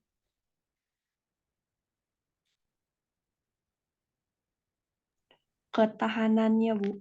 Ketahanan ya, maksudnya awet atau enggak gitu ya. Kalau cuci berkali-kali dia ini enggak ya, apa namanya, warnanya pudar enggak gitu ya. Terus apa lagi? Packaging. Kualitas. Apa? Packaging. Oh, Packaging. Packaging mungkin atribut ini ya, atribut pemasarannya ya. Kalau kualitas bahan barangnya sendiri gimana? Kalau misalnya pakaian, apalagi kualitas apa? Pakaian itu dijahit kan? Nah, kualitas jahitan itu juga ya ada standar tertentu mungkin ya, kualitas jahitannya, terus polanya ya. Karena kan ada pakaian polanya nggak enak gitu kan. Ada pakaian yang polanya nyaman dipakai ya. Ya gitu. Masih bisa di-trace lah kalau kualitas untuk apa namanya barang gitu ya. Nah, kalau kualitas untuk jasa gimana? Misalnya jasa apa ya? Misalnya jasa eh cukur rambut. Kualitas gimana mengukur kualitasnya? Kalau berdasarkan feedback bisa nggak, Bu? Apa? Berdasarkan feedback pelanggan. Berdasarkan feedback pelanggan. Ya, bisa, tapi subjektif ya. Oke. Bisa. Ya, jadi managing quality berdasarkan feedback pelanggan, tapi kan kita harus punya poin-poin apa yang bisa dinilai sama terhadap jasa kita kan. Nah, itu bisa kita apa namanya? Bisa kita deskripsikan tuh. Misalnya kalau potongan rambut apa ya kira-kira yang bisa diukur? Kayak rapih atau enggaknya, Bu, potongannya. Kayak ada yang panjang, pendek, atau rata gitu. Oke. Kalau cowok mungkin iya ya. Kalau cowok kan biasanya ukuran rambut apa potongan rambutnya bisa bisa seragam gitu ya, pendek gitu ya, yang rapi. Tapi kalau perempuan kadang ada yang apa motong rambut dengan nggak potong rambut nggak kelihatan bedanya, kan ada yang kayak gitu juga ya. Iya nggak sih? Iya, Ibu. Ya Nggak karena kelihatan itu gimana? Ya perubahannya. tidak kelihatan perubahannya, tapi pelanggannya itu misalnya bisa apa namanya bisa bisa menilai kualitasnya itu dari mana kira-kira?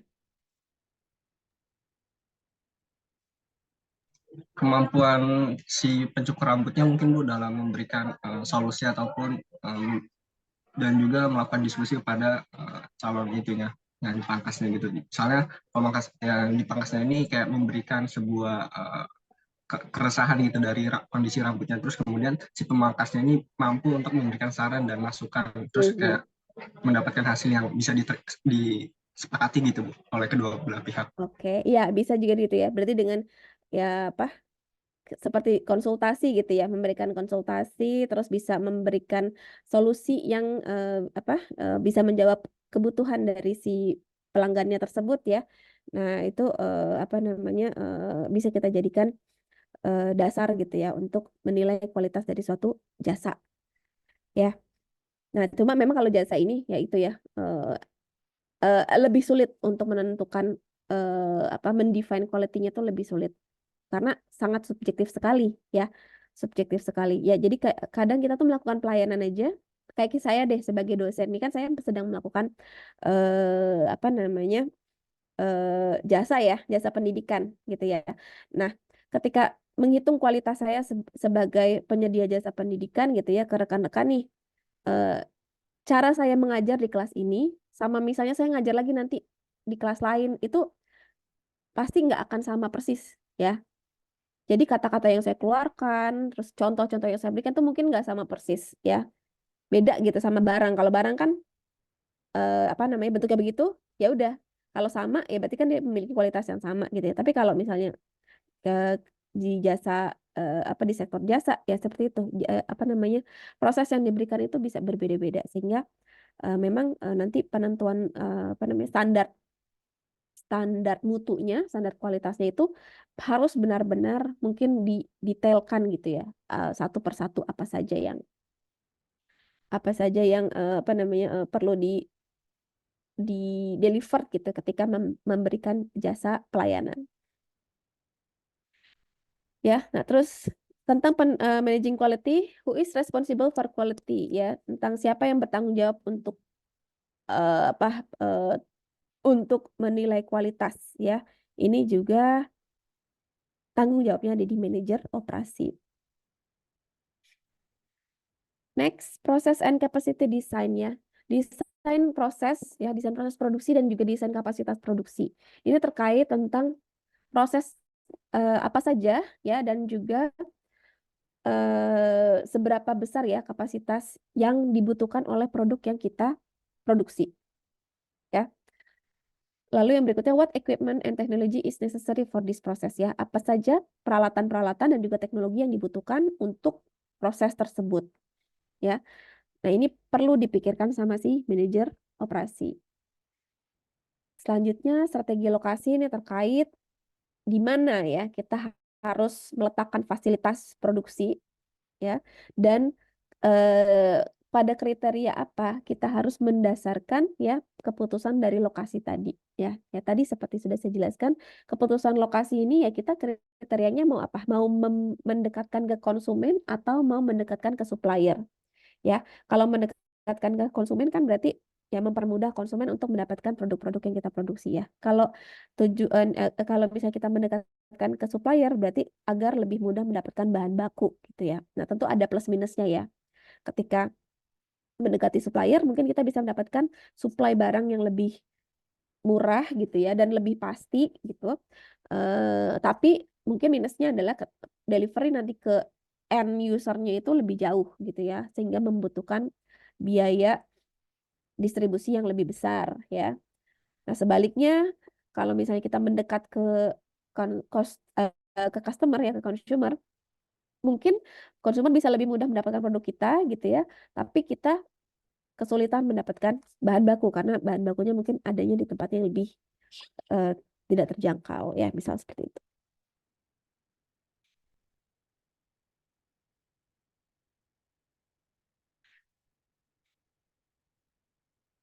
Lanjut layout strategi ya, layout strategi layout strategi tata letak ya, strategi tata letak tadi sudah sempat disinggung ya tentang bagaimana kita menata fasilitas produksi ya, dan terkait how large must the facility be to meet our plan ya, seberapa besar fasilitas itu harus bisa memenuhi perencanaan dari produksi kita. Yang berikutnya terkait human resources and job design. How do we provide a reasonable work environment ya? Tentang bagaimana kita bisa menyediakan lingkungan kerja yang masuk akal gitu ya, yang reasonable ya, maksudnya yang cukup nyaman gitu ya untuk si sumber daya manusia yang kita pekerjakan. Dan juga terkait tentang berapa banyak kita bisa mengekspektasikan gitu ya, memprediksi mengekspektasikan employee kita ya, atau apa namanya, karyawan-karyawan kita ya, pekerja-pekerja kita untuk bisa memproduksi. Nah, lumayan banyak ya tanggung jawabnya dari seorang manajer operasi. Lanjut, supply chain management atau manajemen rantai pasok. Ya, manajemen rantai pasok ini juga bagian ya dari manajemen operasi tentang keputusan apakah kita itu harus membuat atau membeli dari suatu komponen produksi kita ya. Ya, jadi misalnya gini, misalkan kita memproduksi apa ya, pakaian deh gitu ya, pakaian jadi. Misalnya kita memproduksi pakaian jadi. Nah, di pakaian jadi itu kan ada komponen-komponen, ada resleting gitu ya, ada kancing, ya kan, ada benang dan lain-lain. Nah, di supply chain management ini juga memikirkan gitu ya, dari part-part yang kita gunakan atau bahan baku yang kita gunakan untuk memproduksi itu, haruskah kita buat sendiri gitu ya, atau kita beli aja, atau kita sub aja gitu dari pihak lain ya. Nah, kalau misalnya kita buat sendiri, apa namanya, berapa biayanya, kalau kita beli dari pihak lain berapa biayanya. Nah, ini akan menjadi pertimbangan dari si manajer operasi. Nah, selanjutnya kalau misalkan kita memutuskan untuk membeli ya, kita membeli bahan baku dari pihak lain ya, lalu siapa supplier kita ya? Siapa saja supplier kita yang bisa kita manfaatkan gitu ya, dan juga siapa saja pihak-pihak yang bisa berada di dalam jaringan apa namanya, rantai pasok kita ya. Siapa yang bisa terintegrasi ke dalam program e-commerce kita ya. Ini udah apa namanya, konteksnya udah e-commerce ya, berarti sudah bisa melakukan perdagangan gitu ya, dengan jaringan internet ya.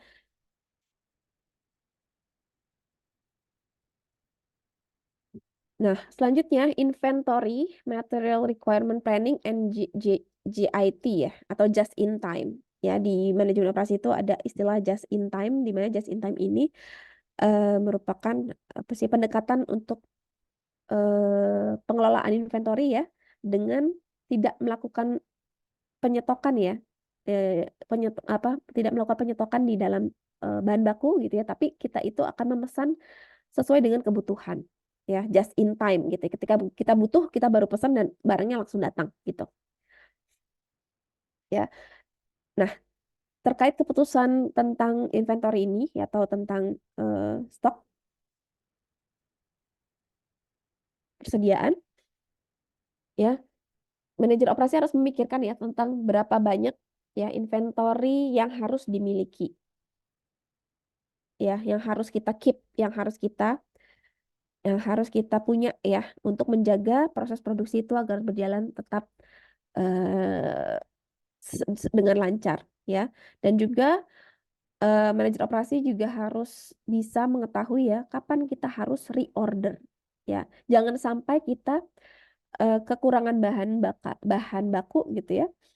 Dan jangan juga kelebihan bahan baku ya. Kekurangan bahan baku itu akan mengakibatkan kita idle production ya, ketika waktu menunggu antara bahan baku datang gitu ya, ke produksi selanjutnya.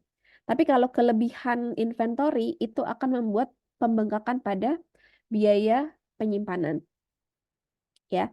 Jadi bagaimana dijaga supaya tetap seimbang gitu ya, antara biaya penyimpanan persediaan dan juga biaya pemesanan.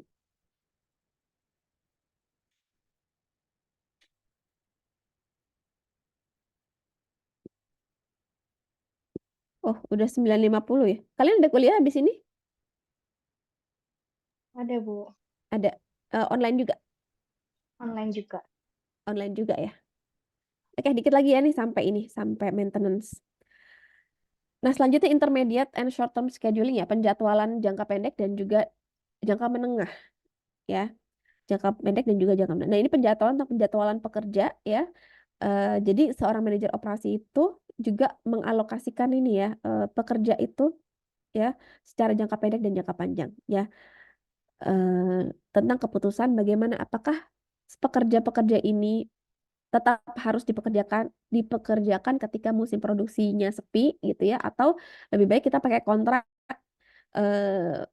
jangka pendek gitu ya. Jadi ketika high production gitu ya kita kontrak mereka, lalu ketika low production kita kita tidak hire ya pekerja ya. Ini termasuk dari tanggung jawab si manajer operasi. Lalu which jobs do we perform next? Nah, juga terkait dengan apa pekerjaan yang akan kita lakukan selanjutnya ya. Jadi job-job yang akan dilakukan itu sudah apa ya? Sudah punya penjadwalan ya, sudah ada penjadwalan. Habis ini kita akan mengerjakan proyeknya si B gitu ya. Terus habis proyek B, proyek C dan lain-lain ya. Itu adalah tugas tanggung jawab dari manajer operasi. Nah, lanjut yang terakhir maintenance. Ya, maintenance ini atau pemeliharaan ini juga bagian dari manajer operasi. Jadi, manajer operasi itu juga harus memikirkan ya siapa yang akan bertanggung jawab untuk pemeliharaan dari faktor-faktor produksi ya, alat-alat produksi, dan juga kapan saja pemeliharaan ini akan dilakukan ya. Jadi namanya produksi barang gitu ya, maupun jasa itu kan pasti ada peralatan ya yang diperlukan untuk menyokong kelancaran produksi. Nah, alat-alat tersebut harus ada pemeliharaan dan pemeliharaan itu dilakukan secara berkala. Nah, ini merupakan tugas dari manajer operasi juga untuk melakukan pemeliharaan tersebut. Oke, saya rasa mungkin cukup dulu ya. Nanti sisanya bisa dibaca sendiri, rekan-rekan ya, jangan malas membaca. Jadi nanti saya kirim PPT-nya, dan juga nanti silakan langsung sudah dibuat kelompok ya. Untuk minggu depan kita akan mulai dengan presentasi dan diskusi ya untuk kelompok berikutnya. Sebelum ditutup ada yang mau ditanyakan? Ada kelas lain di jam 10 ya? Siapa? Iya, Zoom juga kan? iya Bu. Bu. Sama siapa Aulia? Sama Pak Puji kalau Sama nggak Pak salah. Puji Bu. Oh, Pak Puji. Pak Puji Wahono ya? Iya, betul. Ya sudah. Baik, karena sudah melewati waktu di jam 10 pas. Takutnya nanti dicariin Pak Puji. Saya cukupkan ya pertemuan kita hari ini. Terima kasih rekan-rekan. Wabillahi taufiq wal hidayah. Wassalamualaikum warahmatullahi wabarakatuh. Waalaikumsalam warahmatullahi wabarakatuh. Terima kasih banyak, Bu. Yo, terima Terima kasih Bu. kasih. Saya izin live ya.